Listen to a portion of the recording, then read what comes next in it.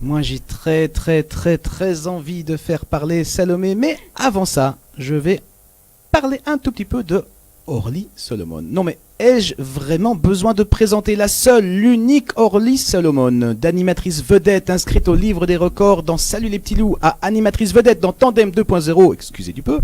Il s'est passé tellement de choses dans la vie d'Orly, entre Cuba et Tel Aviv, qu'il faudra bien plus que les quelques secondes de présentation que je lui accorde pour lui faire cavode.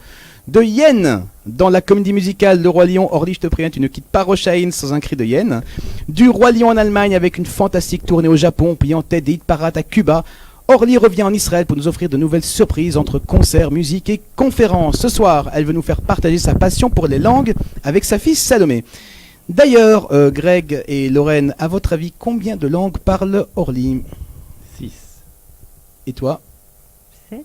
Eh bien, bravo, quand on dit que les femmes ont toujours raison, Orly parle 7 langues. Et donc, elle va nous faire partager sa passion en nous donnant à nos téléauditeurs l'opportunité de s'exprimer avec plus d'aisance. Bonsoir Orly et surtout, bonsoir Salomé. Bonsoir. Bonsoir. Erev Tov. Oui, en effet, Michael, ce soir, on va me voir un peu sous une autre casquette, puisque évidemment, j'ai une passion pour la musique. C'est évident, je suis chanteuse, c'est mon métier. Mais ma deuxième passion, c'est pour les langues, et je l'ai découvert assez tard. Et là, je veux encourager beaucoup de personnes qui nous écoutent aujourd'hui, justement, par rapport à ça. J'ai commencé à apprendre des langues à l'âge de 25 ans, parce que comme toutes les bonnes Françaises, je pensais que c'était juste impossible, qu'on allait se moquer de moi, de mon accent, etc.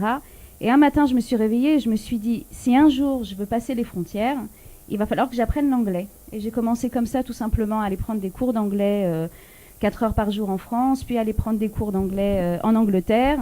J'ai fait 2 fois 3 semaines de séjour, j'ai appris l'anglais très facilement. Et ça m'a donné envie de poursuivre. Et après ça, chaque vacances, c'était toujours vacances avec langue ou culture. Et culture. Donc, Italie pour apprendre l'italien et la cuisine italienne. Je fais un très bon tiramisu. Hein, Salomé ? On fait un très bon tiramisu maintenant. Toi aussi. Et puis, voilà, j'ai appris l'allemand en Allemagne. J'ai appris l'espagnol à Cuba. À chaque fois, c'était combien de temps tu devais rester ? Enfin, un minimum quand même. Est-ce que je peux le dire ? J'imagine qu'il y a des langues quand même... Enfin, c'est un petit peu aussi qu'il y a des langues plus faciles que d'autres quand même. Il y a des langues plus faciles que d'autres, évidemment les langues latines qui se rapprochent du français. Maintenant, facile, ça n'existe pas, sachant qu'il y a beaucoup de faux amis déjà, et puis de toute façon, il y a beaucoup de mots différents aussi. Donc la facilité, ça n'existe pas. L'immersion, c'est ce qu'il y a de mieux. Moi, à chaque fois, je suis partie 2 semaines. Alors c'est vrai que ça paraît pas beaucoup comme ça, mais quand on part 2 semaines, qu'on se prépare à l'avance, qu'on se fait une immersion déjà à la maison, on n'écoute que des chansons en italien, on regarde des films en italien, on comprend rien, mais c'est pas grave. Après, on arrive en Italie, on vit chez des Italiens, on rentre de l'école après 6 heures de cours avec la tête comme ça, et puis on se retrouve avec les enfants, etc., qui chahutent en italien. Totale, au bout de 15 jours, ça rentre. Et voilà, après, il faut pratiquer. Donc voilà, ça, c'était un petit peu l'introduction pour dire que nous, on est arrivés en Israël il y a 3 ans, on est arrivés de Cuba. Salomé parlait à ce moment-là espagnol et français, parce que espagnol, c'était sa première langue, donc à l'époque, puisqu'elle elle venait de Cuba. Et le français qu'elle a toujours parlé avec moi depuis qu'elle est toute petite. Son premier mot était en français, c'était « tiens ». Et elle le disait pour qu'on lui donne et pour prendre. Tiens, c'est ce que je veux dire, d'habitude c'est donne, là c'est tiens. C'était tiens, mais elle le disait aussi pour donne. Alors t'inquiète pas, ça marchait. Tiens. Donc voilà, alors on est là ici ce soir parce que c'est bientôt Pourim. D'accord, dans moins d'un mois, c'est Pourim en Israël.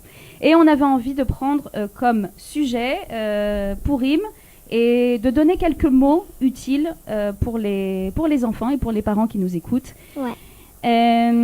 Donc, Salomé, si je te demande maintenant, par exemple, 6 mots qui te viennent à l'esprit comme ça, en rapport avec Pourim, tu me dirais quoi ? Simcha. Alors, Simcha, ça veut dire joie. Alors, je dis juste rapidement à nos auditeurs qui nous regardent aussi sur Facebook, vous avez un petit tableau à côté avec les mots qu'on est en train de dire. Et quand vous avez le H souligné, c'est pour prononcer le re et pas le re comme prononcent les Français. Comment vous dites simcha, vous ? Simcha, mais moi je viens de Belgique, alors ça va. D'accord. Lui, Ça aide. lui, il roule des R. Et toi? Simra. Simra, Yofi. On Ouais. a des experts ce soir. Donc les Français ne dites, alors ne dites pas Simra, mais Simcha. Faut que ça vienne du fond de la gorge. Alors le deuxième mot. De Moi, tu me Purim. demandes pas, mais bon, Ouais, c'est pas c'est grave. Ah, alors dis-nous Simra. Non, moi je C'est suis, belle, moi je ça suis, va, moi je suis on fait ashkénaze, que- je dis pas Simcha, moi, je dis pas la joie. Vas-y, avance. Ouais, d'accord. Un autre mot, Un Salomé. autre mot, Salomé. Chagiga. Chagiga, ça veut dire fête. Et puis Som. Tzom. Alors, est-ce que tu parles du Tzom d'Esther, par exemple, le jeûne? Oui, aussi. Aussi, d'accord, super. Quoi d'autre? Nes.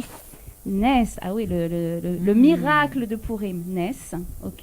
Et Rachan. Rachan. C'est quoi Rachan? Ah, c'est Oui, Ah, et- je sais pas. comme ça. Oui. Ah voilà, bah, c'est pour s'entraîner pour le chet, c'est bon ça. C'est la crécelle. La crécelle, le hochet. Ok, et quoi d'autre? Tarposet. Tarposet, c'est quoi cette tarposet? C'est Ce que bizarre. j'ai comme sur nom. moi? Ce que t'as sur toi, c'est une robe. Non. Alors c'est quoi? Ce que tous les enfants mettent à Purim. Les enfants mettent à Purim. Ah, déguisement. Oui, déguisement, c'est ça. voilà. Alors tarposet. Moi, je croyais que t'étais déguisée en Salomé. Bah, en danseuse de flamenco. Elle est très très belle. en tout cas, Attention, Salomé. parce que tu sais qu'on est filmé et après tu vas danser le flamenco. Elle sait non. danser?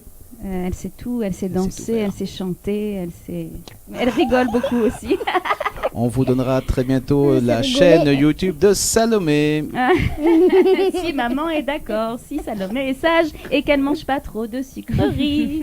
Bon alors, Ça dépend pas que d'elle. hein. alors dans notre émission Ivrit en kit, on vous livre des petites phrases, des petits mots. C'est une livraison à Ouais. domicile de mots comme ça Oui. que vous utilisez C'est à votre des manière. Ouais. mishloach, manot, milim. Voilà, Mishloach, Oui, Manot, voilà. Milim, des mots livrés à domicile par Salomé et Orly pour que vous puissiez faire Ouais. vos petites phrases de Purim. Mhm. Alors Salomé, comment on dit se déguiser? Les trapèzes. Les trapèzes. Alors, si j'ai décidé de faire la rubrique avec Salomé, c'est parce que je parle hébreu, mais j'ai pas son accent. Alors, redis-moi ça parce que c'est trop beau. Les trapèzes. Les trapèzes. Voilà. Donc ça, c'est pour dire se déguiser. Ensuite, comment on dit en quoi tu te déguises? Les maths mitrapeset ou les maths mitrapèses.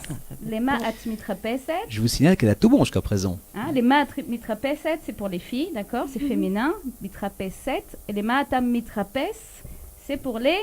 Filles. Les ma'atam Non. mitrapes, c'est pour les filles. Non, ah, Tu l'as Pour mis les là, tu l'as mis là. garçons. Ok. Et Ça me fait penser au soudoué. Vous savez, avec la sucette qui sort dans la machine à claques. Et ben voilà, on a tout. Bip. Et comment on dit je me déguise en? un mitrapèse les. Ou Et- mitrapeset les. Oh, ani mitrapes et le. Et les ma à ta mitrapes? אני אתחפש לדוב. Dove. C'est quoi Dove, Salomé? Ours. Et Lorraine, les maths mitrapeset? Je sais pas encore. Je sais pas encore. Ok, ça c'est un déguisement. Un- C'est bien comme déguisement, je sais pas encore. Ouais. Veata, Année trapèze les Zeev. les Zeev. C'est quoi Zeev? Loup. Ouh, c'est loup, c'est loup ou c'est renard? Loup. Loup? Bah, si Nickel. Salomé te dit loup, c'est loup. Pardon. Alors, donc, on a ces phrases-là que vous pouvez regarder et revoir et re-revoir pour savoir comment dire, en quoi on va se déguiser. Et maintenant, on va Oui. justement savoir en quoi on va se déguiser. Alors, par exemple, si je choisis de me déguiser en policier ou en policière, tu me dis Choteret. Ou pour garçon, choter. magnifique. Ensuite, on a une autre petite photo là très intéressante avec un sorcier. Comment on dit sorcier? Et Mechachef. Mechachef. Et comment on dit sorcière? Mechachefa. Rachefa. Ok, super. Alors, qu'est-ce qu'on a d'autre comme déguisement Salomé, qu'est-ce que tu lui as fait à ma diapo, là? Attends, j'avais mis un beau prince avec une belle princesse et tout, qui était en train de se faire un bisou, et je me retrouve avec une grenouille. Eh ben voilà. Bah, je pensais que ça allait être drôle, non? Ah bah ouais. Ça vous fait rire? Bah oui, Ouais, moi beaucoup. Ah bah, moi, les Lorraine a grenouilles, ça rigolé. m'a- les Bon, bah, grenouilles, alors, ça moi, m'a j'ai- toujours fait rire, moi les grenouilles. Moi, je depuis sais tout pas. à l'heure, j'ai Greg, il a le sourire jusqu'aux oreilles. Il ne décroche pas de son sourire. Comment on dit une grenouille d'ailleurs? Svardea. Alors, grenouille, c'est Svardea, mais le prince, on dit comment? Nasir. Et princesse? Nesicha. Mais c'est toi. C'est toi, ma princesse. Alors, Nasira be flamenco. ah, alors qu'est-ce qu'on a encore? Ah, ça, c'est ton préféré, l'unicorne. Chad Keren. Chad Keren, un chad qui vient du mot echad, hein, et Licorne. Keren, la corne. Chad Keren. Alors là, c'est important, hein, s'il y a des mamans qui nous écoutent. Tu es maman, Lorraine? Oui. Alors, une fille, un garçon? Une fille, un peu jeune quand même pour se déguiser, mais Quel âge elle a? 8 mois. 8 mois. Bon, elle va pas encore te demander de s'habiller en Chad Je Keren. pense pas. Mais c'est à la Pas mode encore. cette année, alors préparez-vous pour le Chad Keren. Ah, ça a détrôné Hello Kitty, Ouais. Minnie Tout. et Winnie. C'est si quelqu'un a mis une marque déposée sur les licornes, Ouais. peut acheter tout Israël. C'est clair, c'est clair. C'est vrai qu'on en Alors, voit qu'est-ce qu'on a beaucoup. encore comme diapo intéressante avec... Ah, alors, ça, Ouh. Salomé, elle adore, les vampires. Hein. Chico Vampiro.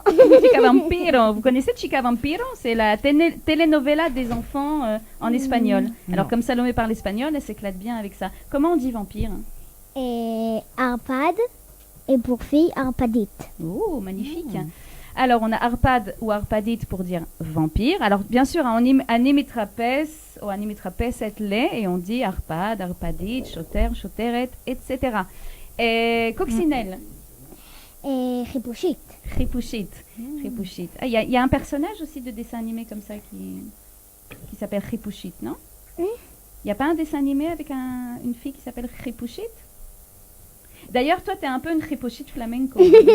C'est vrai. Ouais, c'est un peu ça, ouais. Dis-moi, est-ce que tu as fait exprès de mettre que des mots avec des Oui. prépouchés, On pourrait se des, demander. Hein. Bah oui, c'est des pour vous entraîner. tarposettes? C'est Bah, pas facile. Bah, c'est pour qu'on s'entraîne. Bah, Choter, il n'y a pas de Choter. Choter. Je t'ai. Hein, ça fait 3 ans que je suis là, le R, il est là, hein, il est présent. Même en Choter. français maintenant. Même en français. Ah tiens, est-ce qu'il y a un autre nom pour dire Ripouchit, Salomé? Parat Moshe Rabbeinu. Kola Kavod, bravo. Ouais. Bien oui, eh bien voilà, elle l'a dit. Et je ne le répéterai pas. C'est une championne. Parat Moshe Rabbeinu, voilà. J'ai failli me faire piéger, j'avais oublié moi-même et elle me l'a rappelé. Vraiment, Bravo. Kola Kavod. Alors, qu'est-ce qu'on a encore? Clown. Leitzan. Et pour fille, Leitzanit. Leitsanit. Ok, magnifique. Qu'est-ce que tu nous as fait? Là aussi, tu nous as fait un balagan. J'avais pris un beau petit docteur avec des lunettes, tout ça, machin. Regarde ce que tu es allé nous pêcher comme photo. En plus, mais Ah bah, je te remercie. Ouais. C'est un déguisement. Non. C'est un vrai docteur? Oui. Même le petit, là? Non, le petit, non. Le petit, il est déguisé? Oui. Ah, d'accord. Alors, comment on dit Comment- docteur? Refait et pour fille, Rofa. Refait, Rofa. Super. Est-ce qu'on a encore quelque chose d'intéressant Oh. Ben, alors là aussi, tu m'as viré la danseuse, tu t'es mis toi à la place. Voilà. Non mais Salomé, c'est une blague. Bah quoi? Elle a raison. Bah, Lorraine, elle dit elle a raison. Alors moi, je m'incline, je m'incline. Je me permettrai pas. Alors, vous avez vu que Salomé, quand même, elle nous a mis sa tenue de danseuse de flamenco, hein, pour... Attends, elle se lève et tout, voilà, pour vous montrer qu'elle est venue faire sa rubrique de Pourim et qu'elle a pris ça très au sérieux. Mais sur la photo, elle est dessinée en... Elle est déguisée Danseuse de salsa. en danseuse de salsa. Alors, comment on dit danseuse Rogdanit. et danseur? Rogdan. Voilà, donc ragdanit flamenco, ragdanit salsa, etc. etc. Mhm. Tu vois, Greg, elle est quand même plus sérieuse que toi, Salomé, parce que toi, tu n'es pas venu habillé en pop-up girl. J'hésitais. Hein, mais, Eh ben, tu aurais dû. Tu aurais dû. Tu m'as dit qu'il y avait que des femmes ce soir, donc je me suis dit, elles vont prendre peur. Donc voilà, je suis resté Il en faut plus. en chemise. Ok, Mhm. ok. Est-ce qu'on a encore quelque chose d'intéressant dans ce qu'on t'a... Eh bien, je crois que c'était la dernière dia. Ah, mais il y a encore quelque chose. Ah bon? Il y a encore quelque chose. Il y a la blague de Pourim. Bah oui. Eh bien, vous allez nous raconter la Le blague de brevet. pourri. Alors, on va raconter la blague J'attends, de Pourim. On va vous la Euh. raconter d'abord en français, hein, et puis après, on va vous la faire en hébreu. Alors, Par contre, c'est qui? qui est-ce qui commence?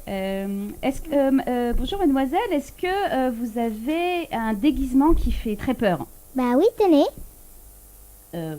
Ça fait pas peur du tout. Hein. Non, vraiment, il est pas du tout effrayant. Combien ça coûte? 700 shekels.